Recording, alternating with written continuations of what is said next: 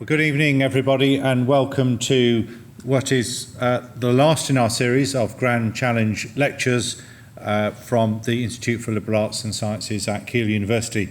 First of all, a very warm welcome to our audience here in the Westminster Theatre at Keele, and equally warm welcome to our audience who are listening online. I don't know where, but I certainly know all around the world, because we get people logging in from all parts of the globe to this lecture series. So thank you very much for attending. Just a brief word about the Institute. It's an institute which is very much devoted to interdisciplinary approaches to Grand Challenge problems for society, but it's very, very eclectic in the way that we look at those grand challenges.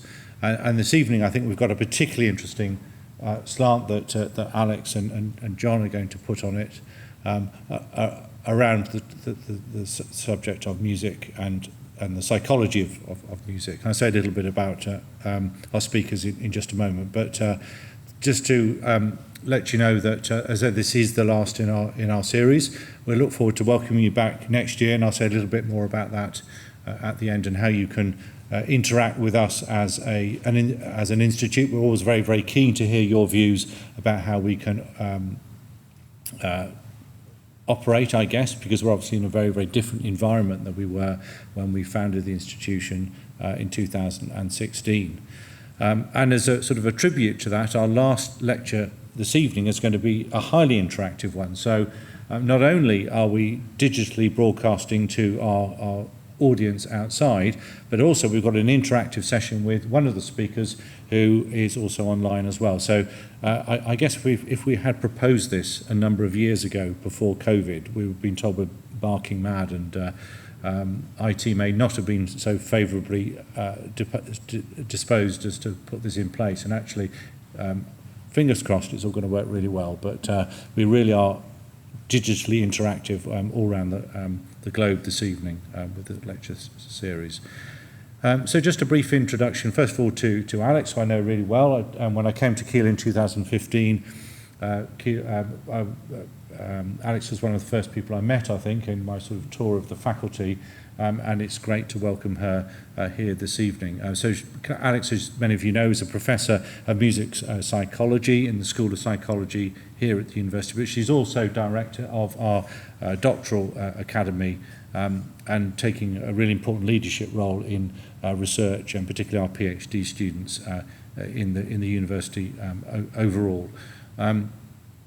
She comes very much from a multidisciplinary background, having studied and taught in fields of music, education and psychology, and has a diverse research interests relating as to how and why music means so much to people. And I know, and I'm sure most of you in the audience today will certainly echo that sentiment. I certainly do personally as well. John Sloboda, who is going to join us online, or is already online with us. I don't know whether you can see us, John. But yeah, he's waving, so he's there. John obviously has a link also to Keele, as many of you would have read in the programme. But he's currently a research professor at the Guildhall School, where he's a founding director of the Institute for Social Impact Research in the Performing Arts. He's also principal investigator on the AHRC-funded project Music for Social Impact, Practitioners, Contexts, Work and Beliefs. John is an emeritus professor here at Keele and was a member of the School of Psychology at Keele from 1974 to 2008, where he was director of its unit for the study of music, skill and development, founded in 1991. So it's great, although not physically, to welcome John back, but certainly virtually through the lecture this evening. So I think without further ado, I'm going to invite a combination of Alex, John and our technology gurus to deliver this evening's ILAS lecture. Thank you very much.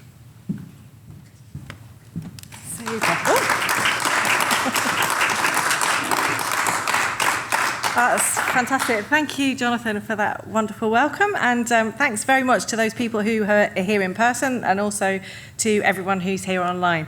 I've realised I don't know where the camera is. Who am I supposed to be talking to? I'm just going to talk to the room and hopefully everyone at home can see me. So thanks very much for coming along. We're going to spend the session talking about something that's a bit different to the other Brand Challenge lecture topics, in that we're talking about something that's important to everybody, but perhaps less sort of saving the world important. And I think that's why we came to this topic, because it's the work that we do. And John and I have both worked in music psychology for many, many years. To think about what music means to people and why it could be important, alongside some of those bigger questions.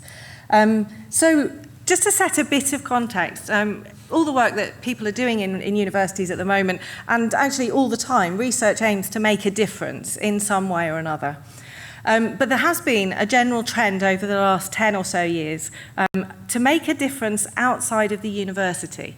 So 30 or 40 years ago, it was easy enough to just talk to each other as colleagues, as academics, and contribute to the discipline. But there's much more of a priority now to actually make a difference in the real world. And for us as academics, that plays out in various ways, such as having to write a pathway to impact in our grant applications, or the research excellence framework, which dominates the concerns of most academics, and the need to show case studies of how our work has changed the world. And as I'm going to talk about a bit later on, there has been a real sharp acceleration in this after COVID, and that's really the context of our talk today. And working in the field of music psychology, I've asked this as a question: is it a unique position? It's certainly an interesting one to start from, that music is such a fundamental aspect of human culture, and it occupies this interdisciplinary position between a number of different fields. So I started out in music, so that was my founding discipline, and the study of music, the academic study of music. Education, that was my second area of study. Psychology turned out to be my third, and I think I'm done now, but there are also other fields like neuroscience and sociology and so on that contribute to these kind of questions. So music psychology itself, or the understanding how music works for people, which is essentially what we're doing, sits in a interdisciplinary context. And there are very many practical and applied areas of research, notably in things like music therapy, but also in music for people who are suffering various conditions, music for rehabilitation, music for use in conflict. There are all sorts of areas in which people can do very applied research that's going to make an obvious difference. My areas of interest are not those, and that's why I came to this kind of question. What is the point of what I'm doing? And sometimes some of my colleagues in the field will share this feeling, I'm sure. We sometimes feel like we're doing something that's a bit frivolous. We're looking at music. You know, music is a nice thing to have, but is it a fundamental thing to have? And so started over the last few years thinking about this impact agenda and how we can translate our work. While I was doing this, I came across some very important writing by John, and we had worked together at Keele for a number of years, and I was aware of his work before that. And while I was putting this together for a presentation in the field of music psychology, we collaborated and corresponded a little bit on the theories that John had come up with. And so when I was thinking about and invited to do this lecture, I was thinking it would be a wonderful thing to include John because of his connections to Keele, and to actually allow him to talk about his framework for impact rather than me trying to convey what he wants to say. So what I'm going to do is I'm going to pass over to John at this point and let him talk about some of his own personal journey around music psychology and impact. Okay, so John, over to you. Thank you, Alex. Hello, everybody. Can I just check that I'm audible in the room? Yes. Wonderful. Thanks very much. And thanks to the Institute of Liberal Arts and Sciences, and particularly to Alex Lamont, for inviting me to be part of this. It's very good to be back, only virtually. So I started from the question of why be an academic researcher at all. And when I joined the profession in the 1970s, that wasn't really a question that many people posed in a very deep way. It was perhaps because you did it, because you got a first, you got a PhD, and there it is. It's a job for life. I never seriously thought about any other career once I got a taste for it. And no one at that time that I knew ever left academia once they had started on it. But here now, in the 2020s, we're in a very different situation. There's a spate of people leaving academia, even from tenured positions. And there are two factors for that. A push factor, so things like chronic overwork and under-resourcing, increasing class sizes, increasing admin burdens, increasing corporate control. But there are also pull factors. People want to do something more meaningful and directly contributory to society, challenging perhaps rather than cozying up to power. And in the field that I now work in a conservatoire, this is also mirrored in the music profession. There are musicians who are leaving the concert platform because they no longer find concertizing meaningful to work with, for example, prisoners or refugees or people not in education, employment or training, and so on. So for me, the 2000s were the moment of personal transition where I experienced a pull towards a radical shift in priorities. And it was around the time of 9/11, which of course was a global shock which changed population level perception of what mattered. For instance, many creatives reported just not to do any creative work because they didn't see the point anymore. For me, it was the Iraq War which permanently changed my priorities. And in 2003, with Hamid Dargan, I founded the Iraq Body Count Project, staffed mainly by academic volunteers, including many from Kiel. And that project is still going today. And it involves a daily updating of civilian casualties in Iraq. And at the time that the war was at its height, working for Iraq Body Count was by far my most meaningful activity. And the academic job became almost something that paid the rent. So I was confronted at that point with the question of how to justify my work in music psychology and how to justify continuing it. Could we go to the next slide, please? Thanks. This was, of course, in 2003, way before the impact agenda was conceived, let alone imposed.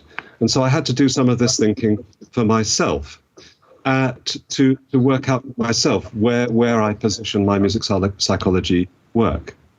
And the result of that thinking was that I proposed a typology of progressive social engagement for a researcher. And this was as a tentative contribution to a debate which had barely started. And this was a set of benchmarks against which to set one's values. And this is any research, not just music psychology. And the results of my consultations were published in 2005 in a book I wrote called Exploring the Musical Mind, which I believe is still in print. And in that, I proposed 4 levels of engagement in relation to social impact and social relevance. Level 1, which I call the lowest level, is sensitivity to historic academic norms. And these are generally shared by all researchers working in the university context. So some people that research outcomes are public, not private, that unpopular controversial positions are not to be suppressed, that researchers fully cite the sources that they used, plagiarism is out, and that the evidential basis for the assertion should be made manifest, including in some top subjects, science and social science, the availability of raw data to other researchers to examine for themselves, peer review of publications, and in the area where human subjects are involved, ethical treatment of those participants. So that one is, if you're not adhering to that level of social responsibility, you probably shouldn't be an academic at all. But then we move to the second level, which adds additional sensitivities. Sensitivity to applicability. So at this level, you're probably still following your interest on purely intellectual or interest grounds, but you're remaining sensitive to potential emerging applications, which might lead, for example, to research.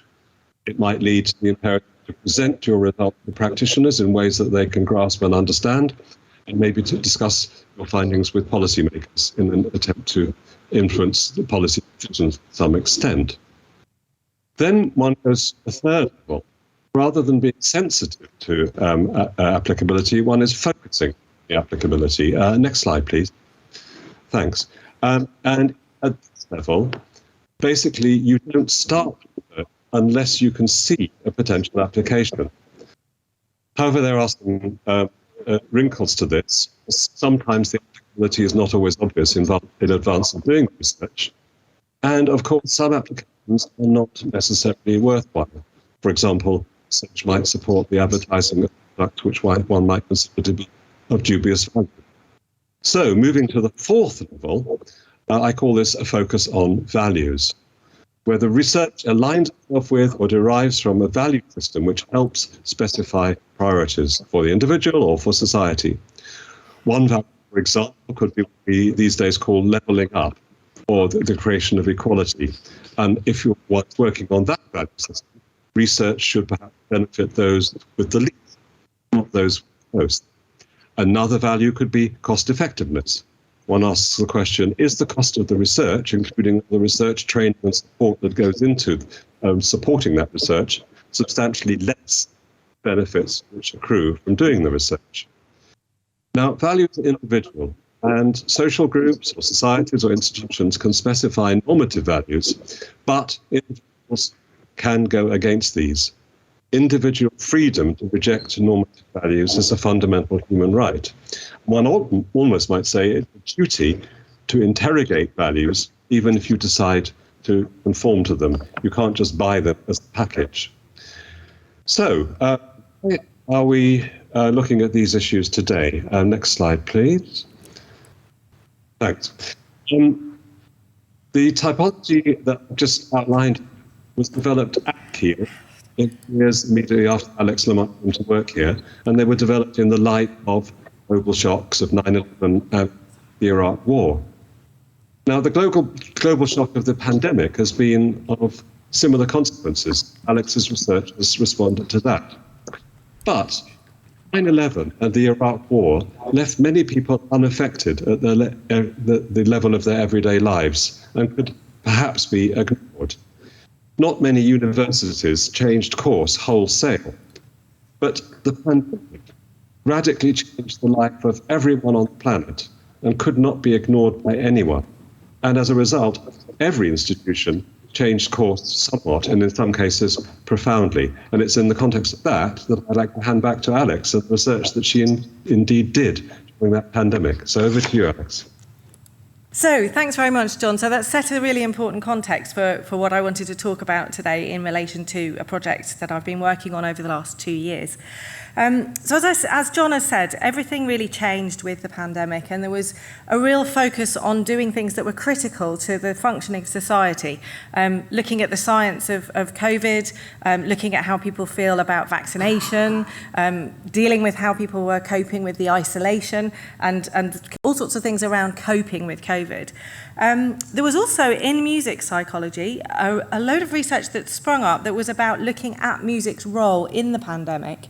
There was an international network that was founded of people who were interested in questions around this, looking at, for example, the people singing on balconies and people sharing songs about washing your hands and all sorts of things like that that had direct impact. There were people looking at how music might help people cope, and some of that work has been published since I started my project. And also the sort of aspects around nostalgia and how that worked for people living in lockdowns. So there was a little bit of research that started looking at these very practical concerns, directly prompted by the pandemic. Now, my work in this context has focused on something around the radio program Desert Island Discs. And for those of you who are familiar with it,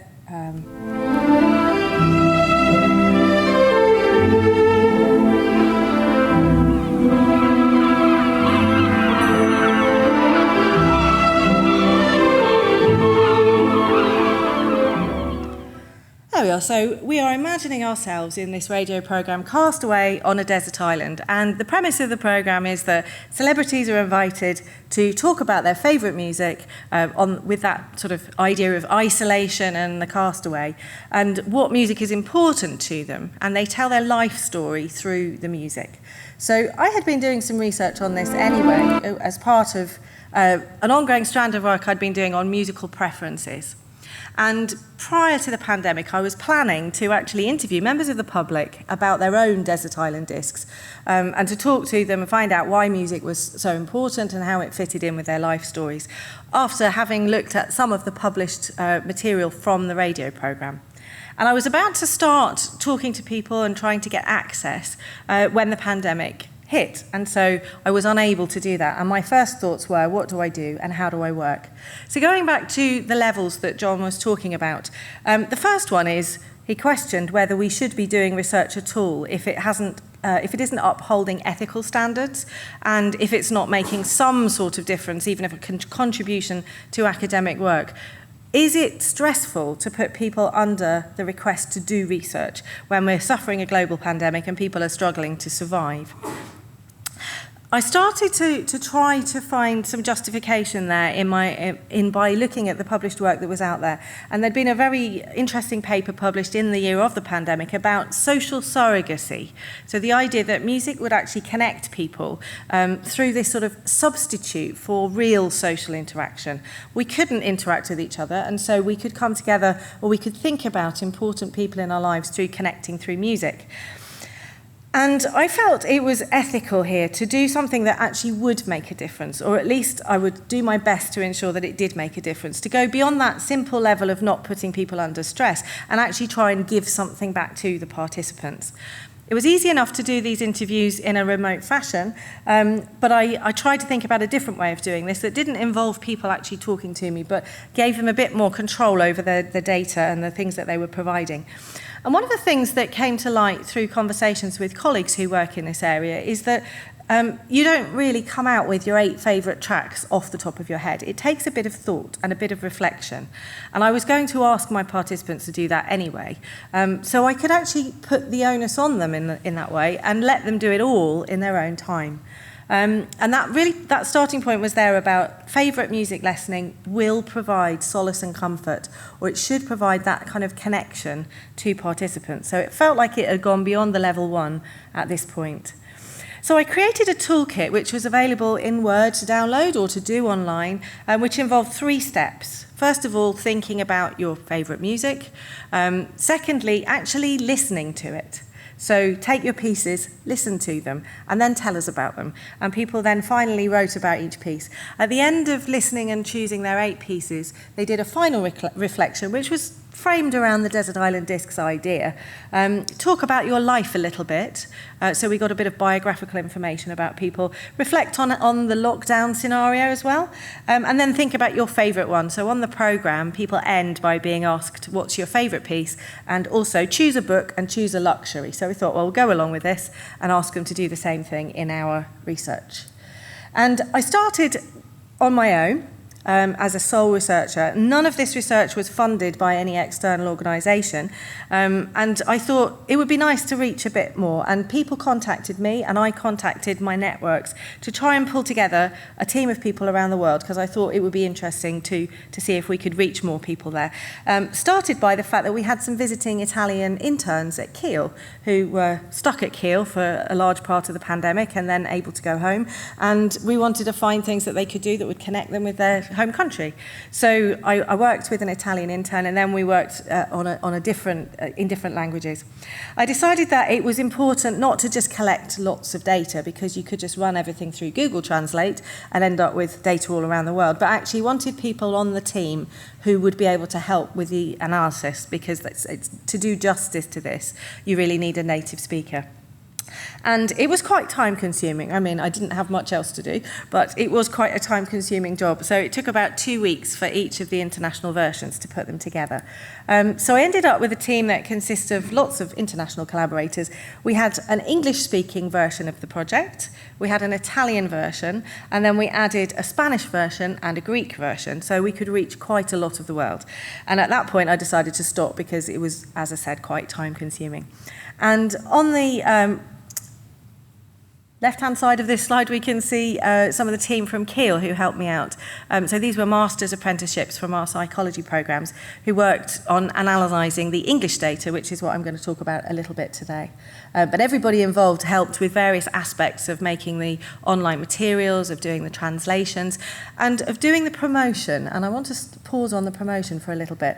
So we created a series of resources to support this research in a way that I had never done before, but it felt that it was important to connect with our potential audiences and our participants. So you can see on the left, I'm sitting at home, talking out through a window, stuck in my house, talking about how we might want to create some memories, and we might want to use some of the opportunity of being stuck at home to actually think about musical legacies and connect in. And with the team, we created a huge amount of resource that was actually speaking directly to the participants.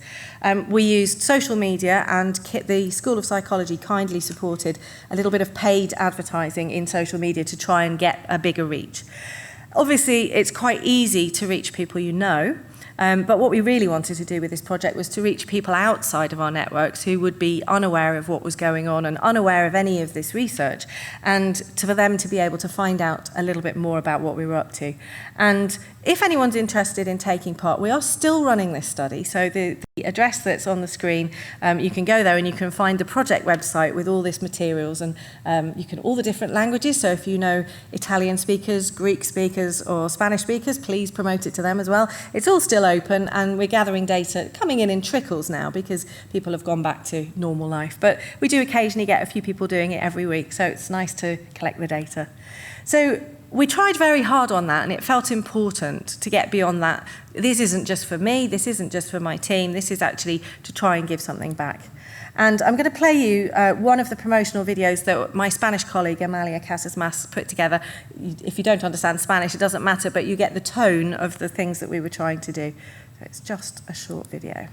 ¿Cuáles serían las piezas musicales favoritas que llevarías contigo en caso de naufragar y quedar en una isla desierta sin contacto con el exterior? Mi nombre es Amalia Casasmas y soy investigadora en el campo de la psicología de la música. Te invito a participar en un proyecto de investigación a nivel internacional en colaboración con la Universidad de Kiel en el Reino Unido, que nos permitirá perfilar las historias de vida musical. Será una tarea fácil, muy divertida y que podrás realizar a tu propio ritmo. Sigue el link del sitio para participar y descubrir con nosotros el impacto de la música en tiempos inciertos. So even if you don't speak Spanish, you get the tone of the way that was presented. It's an enthusiasm, there's a kind of reaching out to people and a saying, imagine you're cast away on a desert island, what music would you choose? Use this, help us in this research project. And then at the end, you see the tone kind of changes, and she's saying, this is something that might be helpful to you in difficult times. That's the end of the video there. So we produced these materials in all the different languages, and we put them on the website to try to get as many people as we could. And I need to move the video on. Okay. Nope. There we go.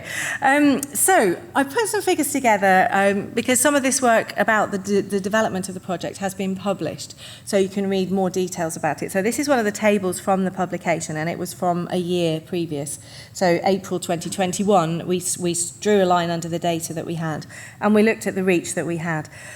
So we can see that actually we reached 370,000 people with this project. Now, we didn't have 370,000 responses, and in some ways that's a very good thing because each one is quite in-depth and it would have taken us forever to work through.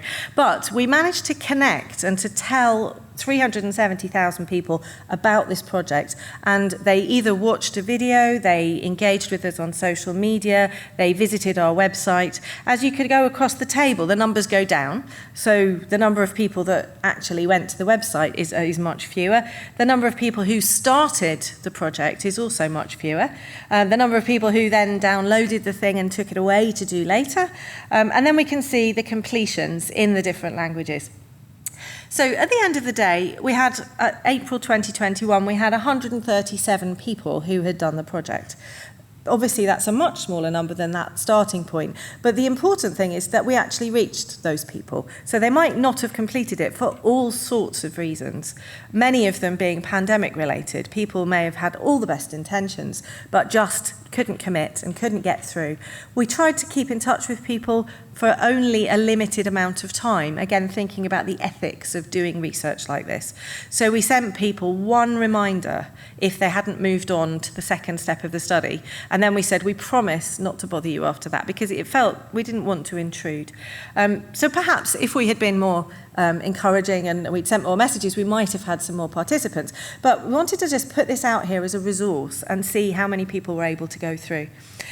So given that the numbers were smaller in the other languages, and also that there was going to be some complicated questions which I still haven't resolved about translation and analysis in a different language, this is going to be a first for me to be working in this kind of international team. We started with the English data, and we spent some time looking at those responses to see what people had come up with. So there were three main themes which we developed from the data, having analysed all of the written text that people had told us about the music that they'd chosen and the way it was important to them.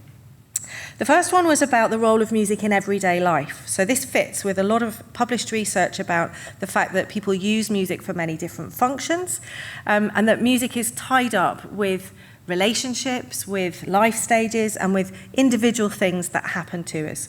So I'll show you some examples of each of those in a moment, but I'm just going to give you the overview to start with. The second theme which we developed from this material was about the contexts and the memories that were brought back by the listening contexts. So people talked about the emotions music had evoked for them. There were a lot of indications of the very first time people encountered the music. So by telling a story about why this is an important piece of music to someone, they would often say, I remember where I was and who I was with when I first heard it. So that kind of notion of a first hearing seemed to be important in the music that was chosen. And also the influence of the media and how people had come into the music. So people often said, I was watching a program, or I was listening to the radio. More recent experiences might be Spotify playlists or recommenders or YouTube. So the way in which people had encountered the music also seemed to be important. Now, these were well known in the literature. These were not surprises to us, that these are the sorts of things that people talk about when they talk about their favourite music and what music means to them. But the third one that we found was not something we were expecting, and it was to do with the social historical context of music, how music works. So this is less about the individuals and more about the world of music and musicians, and how much you know about an artist or a band, and the kind of perceived relationship that you have with the artist or the band. There are hints of this in some previous work about particularly teenage connections to their favourite artists and a perception of a relationship where it doesn't actually exist. It's a sort of extension of the imaginary friend. In adolescence, you get these feelings that you know an artist and you know their feelings and they're speaking to you directly, where actually that's not how the music industry works. But this was interesting, and it was the first time that it had come through in favourite music in a sort of more everyday context. So the way music worked for people seemed to be important in this. And it's perhaps a factor of people having time to reflect and looking at their list and thinking, what should I say about this music? How am I going to explain its story? So some of it was actually more about the music than anything else. So just to give a few examples then. First of all, this relationship idea, music in our everyday lives and music that connects us to other people. So Jade talked about Divine Comedy, and it's a connection with her brother. And she says, I followed and loved them together for many years, going to gigs and boring our spouses with plans to get tickets or albums, new albums and songs. And it felt important to her to include some of this music. So let's hear a little bit of that. Beat stress and rebalance your life. Make those dreams come true.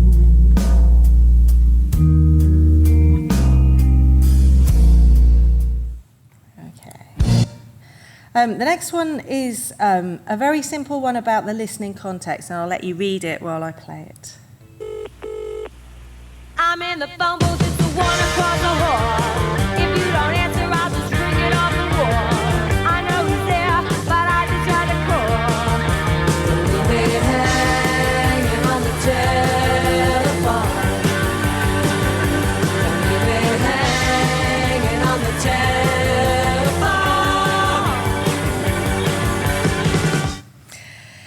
the space is important. Takes me right back to the living room being 3 or 4. So, you know, the context there is the thing that determines the connection with the music. And then the last one is this new thing about the context, and it's a much longer quote.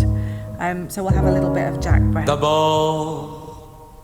D'abord, il y a l'aîné, lui qui est comme un melon, lui qui a un gros nez, lui qui sait plus son nom, monsieur, tellement qu'il boit, ou tellement qu'il a bu, qui fait rien de ses 10 doigts, mais lui qui n'en peut plus, lui qui est complètement cuit et qui se prend pour le roi, qui se saoule toutes les nuits avec du mauvais vin, mais qu'on retrouve matin dans l'église qui roupille, raide comme une saillie, blanc comme un cierge de Pâques, et puis qui balbutie, et qui a l'œil qui divague. Faut vous dire, monsieur, que chez ces gens-là, on ne pense pas, monsieur. On ne pense pas. So we're almost getting a bit of a musicology text here about how important this is, how Brel connects to and is different to Gainsbourg, and then I've got listening suggestions to other artists that, you know, this is a really rich description of how important this is. It actually ends up with something very human. What better metaphor for music and our love of it, connecting through loss and love. But attached to that is a lot of narrative around that context, which was quite surprising to see. And it wasn't only coming from people with musical backgrounds, with musical training. It was interesting, lots of people talked about the progression through artists, an artist and their catalogue, and made those kinds of comparisons, even if they were not musically expert. Okay, so that's given you some insight into this project and some of the findings that we've uncovered so far. Those 3 points about music in people's lives and relationships, the memories and the context, and then this socio-historical kind of context. It is important, I think, when stepping back and thinking about this, to realise that this is a method of research that actually favours people who have more explicit awareness of how music works.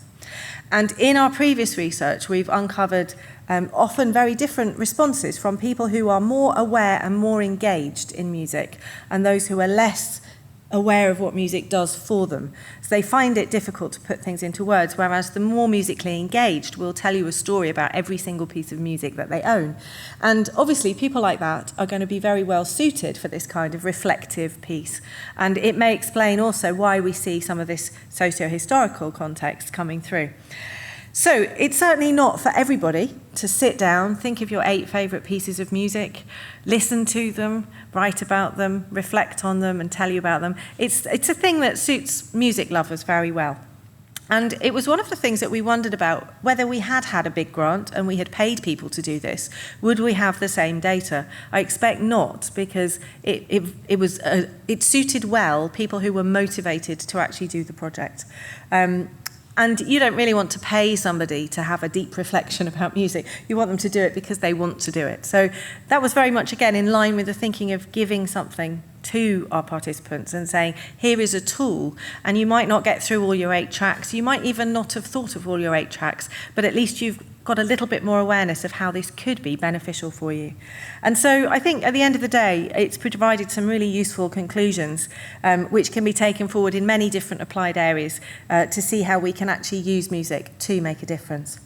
So I'm going to hand back to John now, if I can manage to make that work.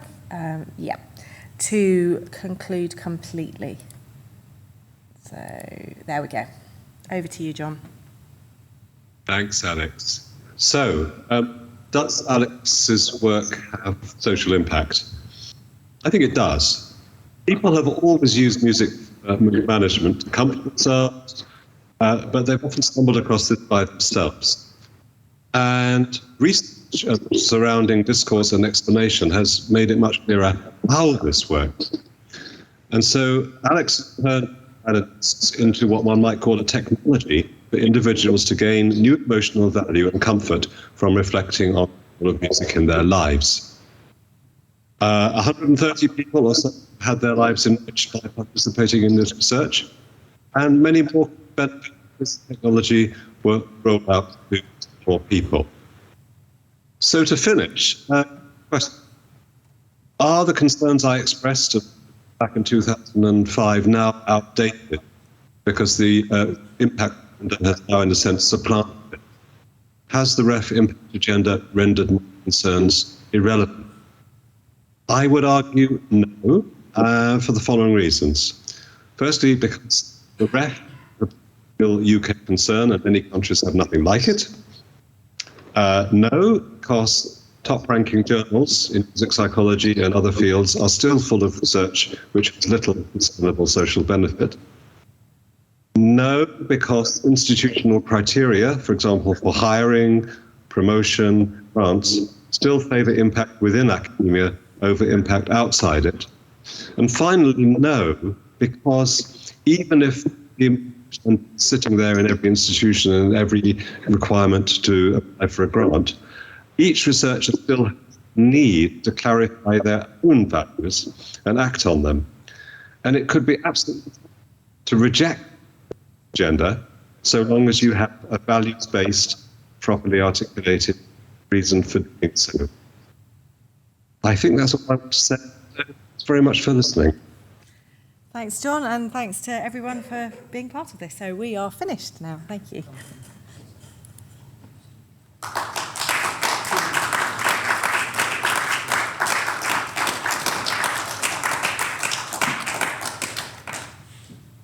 Right.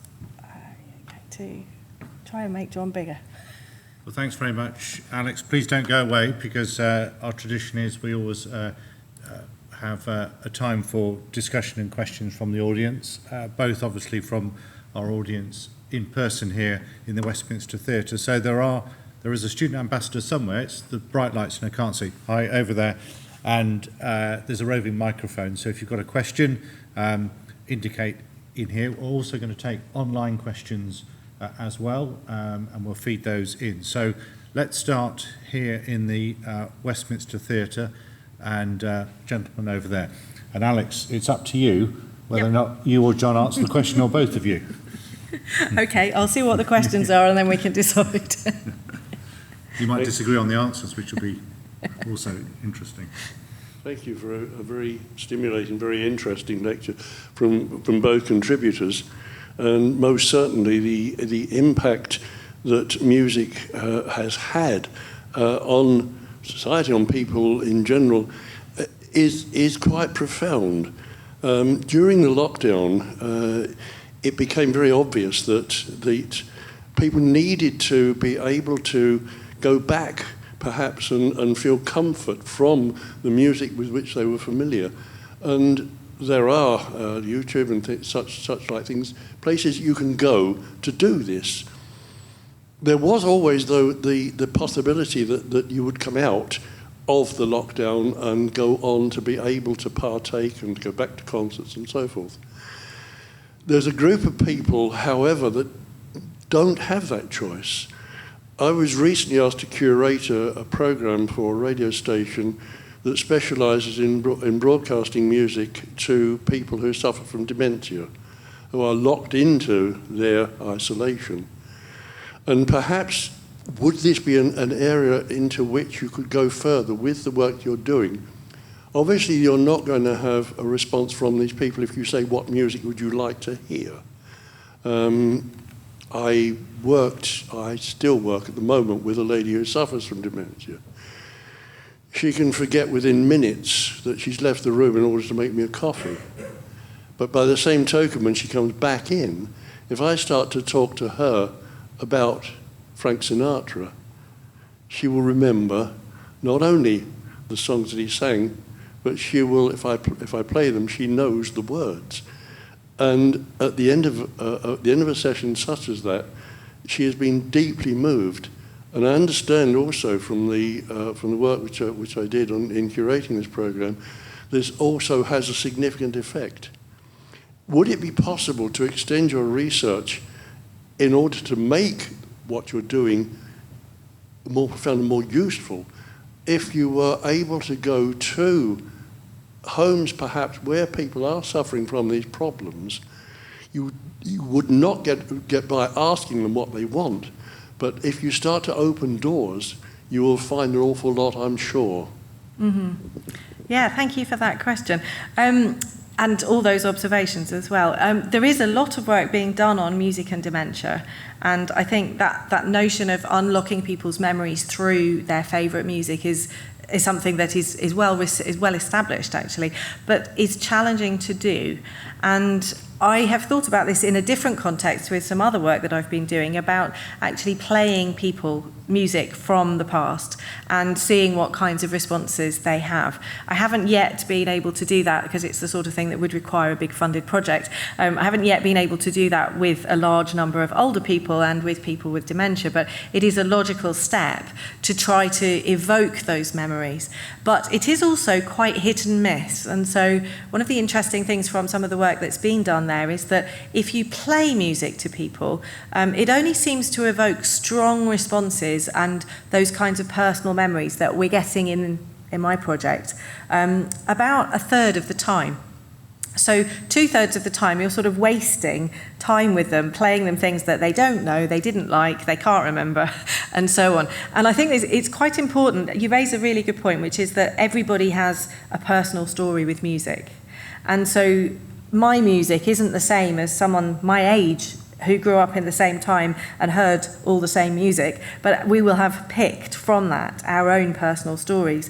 And we also don't just limit ourselves to the music that's around when we are a certain age, although there is quite a lot of work suggesting that our teenage years and early adulthood tend to stay with us. We also collect more music along the way, and we don't necessarily like all of the music that was around. And so it is quite a challenging thing, especially when someone has lost their ability to communicate and to come up with things on their own, to actually prompt those things. But I think it is a really worthwhile attempt, and it is something that will take a lot more resource. And that sort of highlights, I think, the point I was making about the project, that it is very, at the moment, very much better suited to people who do remember things and who can talk about times and places and so on. And we might want to think about that in terms of a longer term sort of care plan, if you like, of if you collect all this information now, then when you can't remember it in 30, 40, 50 years' time, someone else can dig it out and say, but you wrote all about this piece of music. In fact, one of my participants said, this has been a fantastic experience reflecting on the music, and I think what I've got here is a playlist for my funeral. You know, all the important pieces of music. So we're giving people a tool that actually, it could be that it's got very long-term use, and when you do remember all of these things, you can curate them to something, a package that you say, here's my Spotify playlist, I want to hear this when I'm doing my exercises, or you're trying to do physio with me, or we're having a therapy session, and I don't want to hear all the hits, but these are the ones I want. So yeah, it's a really good point. John, did you hear all of that, and would you like to add anything? I think I'd like to allow others to ask questions and see whether I can come in on another point rather than this one. Okay, thanks. Yeah, so thank you. We've got a question from the online audience. Do you want to? Sure. The red button. Bottom at the very base. Here we go. I will shout, if not, here we go. Can you hear me now? Slightly better. Maybe. I can, but I don't know if online can. Just read out the question. Yeah, okay, go. Thank you. Did you get a sense, with your, with the findings that you had, is there maybe a difference in terms of how much connection people had with, say, the lyrics versus maybe melody or how the music itself is produced, so maybe instrument or technology and so on? Were you able to sort of distinguish at that sort of level in how people felt connected to the music? That's a really good question, yeah. So is it the music, is it the lyrics? What's going on in those connections? I would say it's a difficult one to answer. There is definitely a sense where people connect through the meanings of the music. But we do know that there's a lot of people who don't even know what the lyrics of even their favourite songs are.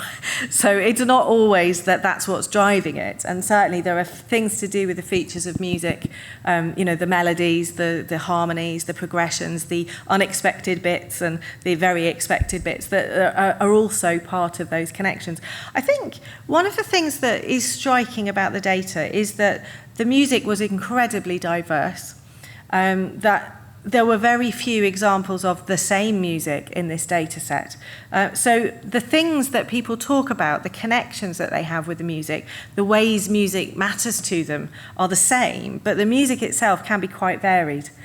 So, we get that sort of personal connections through complex music and simple pop tunes, and we get, all this socio-historical stuff can come out through a very complex artist like Jack Brel, or the more sort of pop styles of things that you would be surprised that people had that level of knowledge about because it feels more ephemeral. So there isn't, it's one of the things I was interested in when I came into the field of music psychology from music. I felt that the psychologists weren't really paying enough attention to the music. But actually that's because when you want to know how it works, it isn't really musical features that matter. It's what it means to people. And so it's more fundamental human concerns than whether the song's in E major or whether it's got violins in it or whether the lyrics are something happy. Those things are actually more subsumed by the sort of fundamental purpose of the music for the individuals. And John, I'm sure you're going to want to come in on that.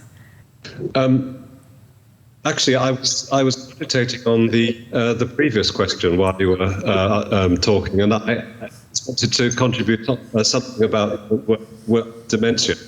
The project involved with is looking at a new music profession which has been growing all over the world, of people who step away from the platform and do their music in situations like care homes, prisons, camps, and so on. And one of the things that's coming out of this research is that almost none of this activity is playing music to people to listen to. It almost all involves the people who you're working with actually making music. Therefore, not simply listening to songs that they might have heard in their childhood, but actually being encouraged to sing. It seems that the act of making music and the act of making music with others binds people together, gives them an uplift. And also there's quite a lot of research on the physical and psychological value of simply singing, that it actually produces good chemicals in your body. So participation seems to be the way forward to really bring people with dementia, as it were, out of their shells. Okay, thanks, John. So, question from the middle here. If you can bring the microphone, the lady in the middle of the row there. Thanks. Hello. Thank you for just reflecting a little bit on this idea of music making and the impact that it has on people. I was really interested when you were talking about some of your socio-historical context and this idea of people's relationship to an artist and linking that a bit to their understanding or relationship to the band or their kind of perceived relationship. And you talked a little bit about kind of it being an extension of the imaginary friend, like they're imagining that those lyrics or that person's talking to them. I wonder if you could just talk a little bit more about that for different people, maybe for the different kind of countries or backgrounds or ages. And because I thought that was really interesting.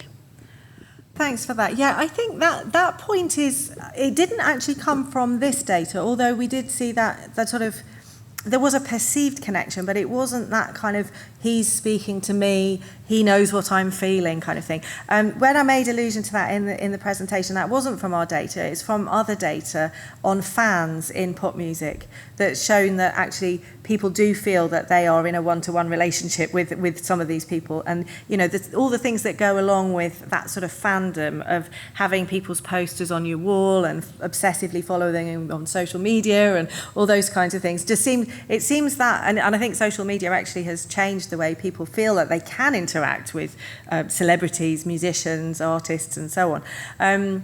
It's very much focused, I would say, at the teenage years. So that's a feature of what's happening in that developmental stage, which is people are finding their identity, finding who they want to be, and finding musicians, because music is such a popular part of pop culture, but also actors and people on television that feel like they speak to them and they feel like they're the sorts of people they want to be. And so that perceived connection there is about identity formation. So there was some resonance of that in some of the things that people told us about their favourite music, but this socio-historical thing was much more about the musician and the way the musician had developed their career, and perhaps a sense of admiration, but not that sense of connection that you get with that imaginary friend sort of extension, if that makes sense. But it is an interesting one about that, how we feel we connect to our audiences. Another line of research that I've been doing, which is in its early stages, is about the lockdown listening parties that people did. So where there were live bands coming on and playing their albums and then commenting along with them. So there was a thing called Tim's Twitter listening party. Anyone who's on Twitter may have come across this. And people sat down and he put on, it was Tim Burgess from the Charlatans, and he would put on albums from all sorts of artists and invite someone in to talk about them. And they would have a whole sort of, like sitting in someone's living room and having a conversation about music, except the whole of Twitter is following along. And then people could ask questions and tweet to the band or to whoever it was, and it felt like a sort of social occasion, and it felt a little bit like going to a concert. And people said that was quite a good way of feeling solace. But they have a sort of imaginary connection because it's all very transitory. Making a comment and someone likes it on Twitter is really not going to be the foundation of a lasting friendship or a meaningful relationship. And so it is a very much a sort of a little surrogate for that. But it helped people feel connected, which I think is quite interesting. I wonder, Alex, if I know you haven't yet had a chance, at least I don't think you have, to analyse the different nationalities. No. So I think, for me, I guess there's one question that would obviously pop out. I'm sure you thought about this as you planned the project with the different national approaches. But, I guess the music content is likely to be all very different. But actually what you're seeking to do is bring out higher level reactions and principles around that. And, I guess it's always been, maybe a cliche to say that there's something deeply human about music that's actually very unifying. Mm-hmm. So are you anticipating quite unified, higher level responses to that music, albeit that the content is very different? And I think that would be, you're probably going to tell me actually the way you designed the study wasn't, because a bigger study would tell you that in more sort of, quantitative or sort of qualitative way, but just any hints of that? Yeah, I think that's really what I was getting at with the thing about the diversity of the music, is that it does. I don't think it will matter. And from preliminary discussions with the teams, they seem to be coming out with similar things. I've shared my findings and said this is where we got from the English data. They haven't had a chance yet to go through all of this, but when they've looked at it, they've been collating it and they've been saying, oh yes, that resonates. Oh yeah, someone else did. Oh yes, we've seen some of that too. So I feel like actually these are going to be fairly fundamental, and the fact of doing it in different countries is actually of less significance than I perhaps wanted it to be, because it would also be interesting if there were differences. One of the things that we wanted to do with the different language versions was also to see if we could look at any measurable effect of lockdown on all of this. And actually that turned out to be much less important than I thought it would be. So we had all these different countries that were in different stages. Italy obviously was affected first. And they'd gone through a lot of trauma and everything else. And they didn't seem to be in any different state to the English people who started at the very beginning of April 2020. And there's not really any difference between people at that point and people in April 2021. So the lockdown thing, it was, in a way, it wasn't, people didn't see that as being relevant. It was just an opportunity that they had a bit more time, maybe, to do something like this, and that they wanted to connect a little bit more. And so, it sort of maybe heightened some of those fundamentals, but it didn't have the effect that we were expecting of, were we in total lockdown, or were we allowed to see our friends, or were we meeting outside or inside, or any of that. None of that seemed to be important, which I think is an interesting thing in itself. Although you say less interesting because you wouldn't see maybe the cultural difference, the difference between that, but actually possibly more exciting in the sense that there's there's a real unifying around humanity around that. It doesn't actually matter what nationality you come from, what background you come from, what cultural background. Actually, there's a real unifying theme that comes through that. Yeah, absolutely. And Richard, is it Richard? I can see there. And then we'll take one more online. First of all, thank you very much to both of you for providing something which is truly a unique contribution to this long-running talks program. We've heard, some questions sort of looking at the positive impacts of music, for example, on people with dementia, and I find myself sort of reflecting on, I guess, in a year when you think about the Oscars and Coda winning the best, the Oscar for Best Picture, and I find myself sort of reflecting on the sort of psychological impact of that inability of some people to access music, which you sort of highlighted within the talk, is so sort of emotionally impactful, and you sort of reflect on the sort of scenes for anyone who's seen that movie in terms of them being aware of the emotions of those people surrounding them, but they can't engage with the music that everyone else is listening to. So I was just sort of curious in terms of whether there's been any research that has looked at the psychological impacts of the inability to hear, to be able to engage with the music that you've shown during the course of your talk to be so impactful on us emotionally. That's a really good question. I haven't seen the film, so I'm not quite sure of the context, but I'm going to guess and extrapolate. I'll give a short answer, and then I'll pass over to John, because I'm sure he will have some more to say from a different perspective on this. But what I was going to say has escaped me, so I will pass over to John, and then I'll come back with where I was with that. John, I was thinking your work on amusia, particularly. I found it very difficult to actually follow the question. I wasn't quite sure. I thought I got individual differences in emotional responsivity to music. It does research. No, the question's about people who can't access music. Can't hear, who just are unable. So I was thinking of the music work that you did with Karen and. Yes, the percentage of people who actually can't hear music at all, in the sense that they can't remember tunes, they can't reproduce them, it doesn't mean anything to them. Actually, there is still some evidence that they are able to pick up broad emotional tone from the music, so they can tell whether it's happy or sad, even though they can't remember anything about it. But it's such a tiny proportion of people, something like 2%. Have no ability to process music at all.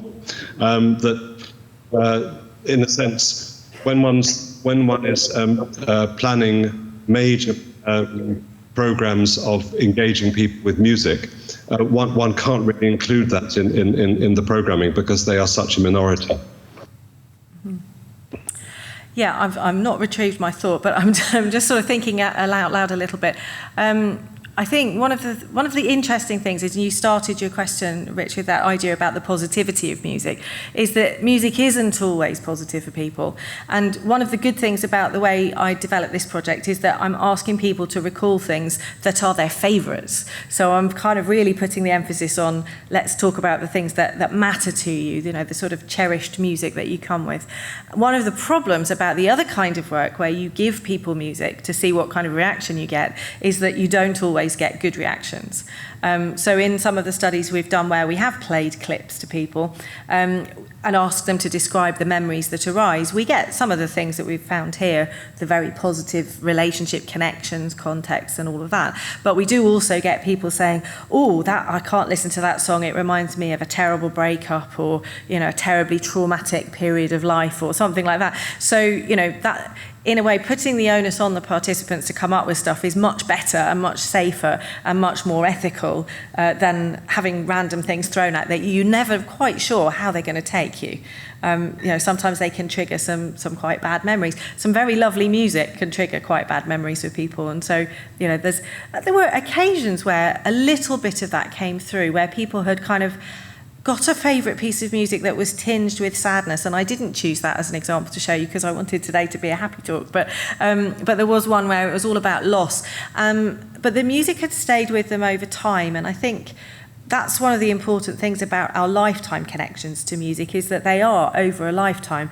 We have our favourite music and we carry it with us, and we carry it into different contexts.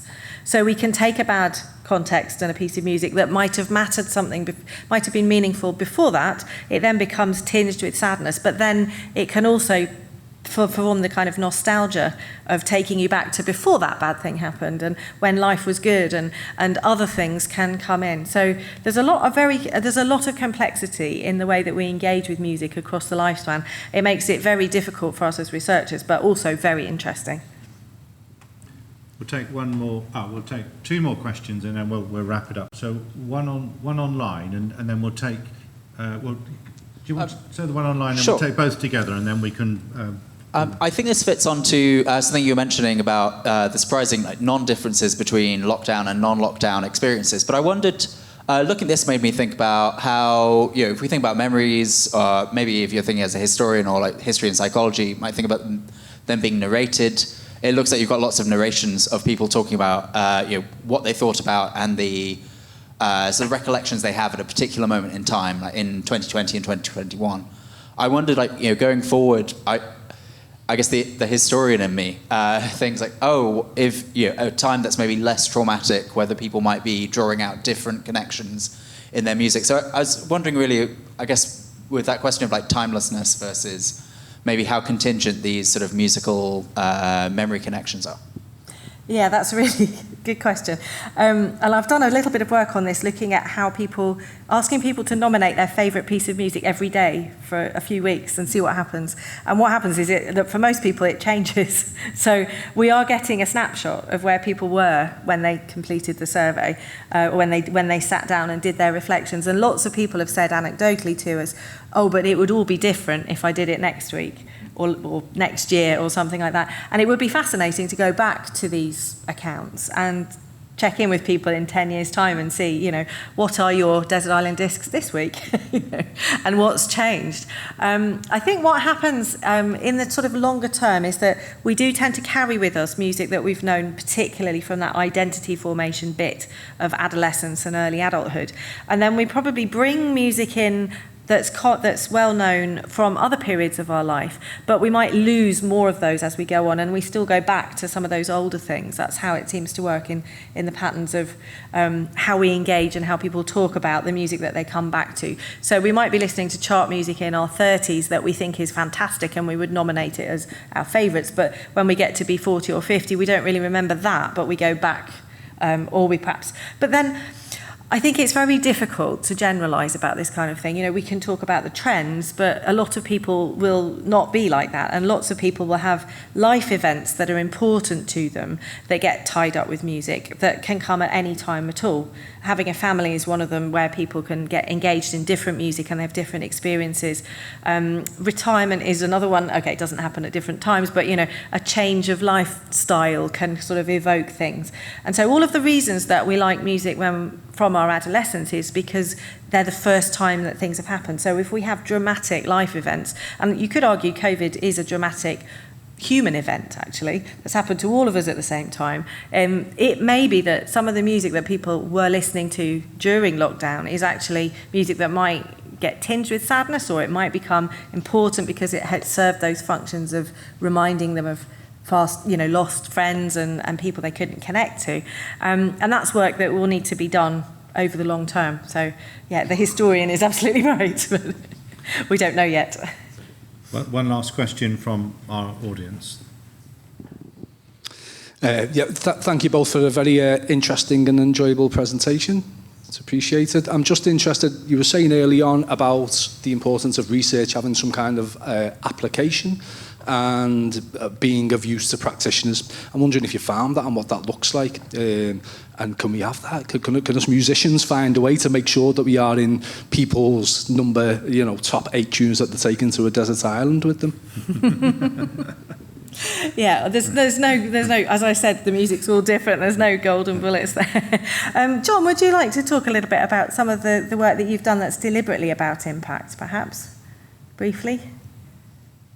I'm sorry, but I didn't hear a single word of that question. It's all distorted. So I'm afraid I'm really kind of out of it. I think I'm going to have to leave it to you, Alex. Okay. Well, I won't talk about John's work because that's why we were doing this together. But I mean, your question is really about how how we can make sure that music has an impact. Am I right? I think it was top tips for getting into the desert island discs and making lots of money potentially, but I don't. Yeah. The applications. What are your findings? Is the use for that? Because you mentioned that early on as being something important. Yeah, I mean, I think so what is the impact of this research for the music industry, essentially? That's where you're getting to. I would say, actually, I think I'm going to go back to what I keep saying, which is that the music itself is not the important thing. So keep making lots of great music and people will like it. It's going to hit them at different times, in different contexts, and you can't predict that.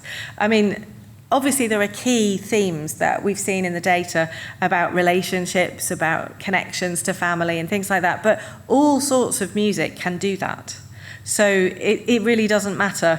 You could write a song about my relationship with my father or something like that, and it might speak to people going through those kinds of things, and that might work. Or you could write some beautifully haunting tunes because we know that that's the kind of thing that will help evoke nostalgia. But actually, you could also write songs that are about the washing up or, have no significance at all, and they will still catch people like that. So actually just keep making wonderful music and it will connect with people. That's probably a good place to finish. I think that's a great closing line, I think, actually.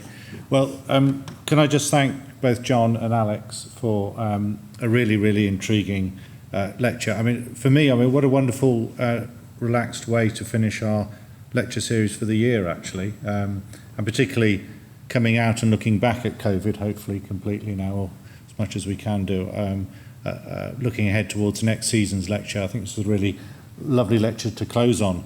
I think if we think about the impact of music, I'm always just struck around the physical reaction. I don't know those of the audience who, as soon as Alex pressed the Sleepy Lagoon music to Desert Island Discs, you just felt your body sit back and relax just into your seat. And for me, the physical reaction to that is extraordinary. You can have a physical reaction to somebody speaking, very emotionally, but the physical reaction to that music is really quite different, and it's really visceral. So that's I think we've all felt the impact of that. So thank you so much for both of you this evening. I think the technology worked reasonably well. We can work on the feedback issues if we do this again next time. So just a final word of thanks and applause for Alex and John.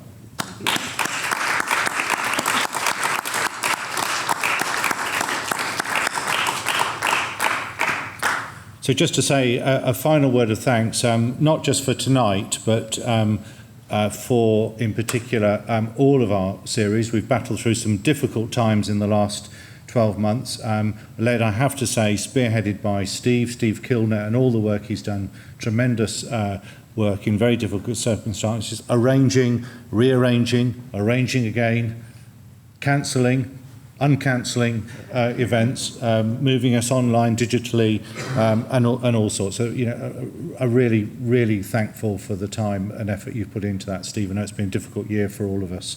And you in particular have really kept this together on an operational level. Thanks very much to our AV team this evening, for our online host as well this evening. And obviously to all of our speakers as well. All of our lectures, or the majority of our lectures, are available online on the Institute for Liberal Arts and Sciences website. So if you go to that website, you can go and click on and listen to speakers. I think they're all archived there. I think, Steve, go pretty much all of them. Most of them do allow recording, so that they are preserved there in the archive. So if you want to sit back and listen to some relaxing music, and you can do that, but you can also listen to our ILAS lectures in the background as well, if you wish. Just looking ahead towards next season, we will be starting again next academic year, so in October onwards, season of lectures.